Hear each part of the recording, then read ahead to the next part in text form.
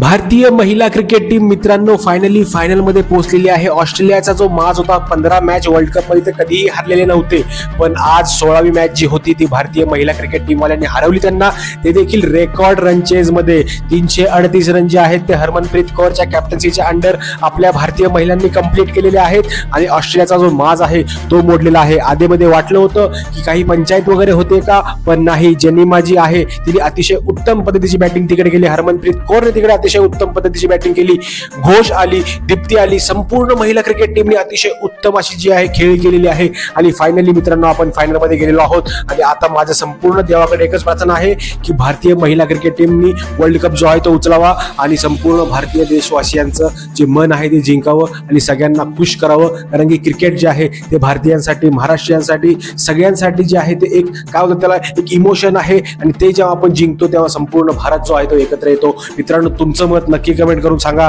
कारण की मला खूप जास्त आनंद झालेला आहे आणि ज्या पद्धतीने रेकॉर्ड रन चेस केलेली आहे अतिशय उत्तम अशी जी आहे ती गोष्ट घडलेली आहे।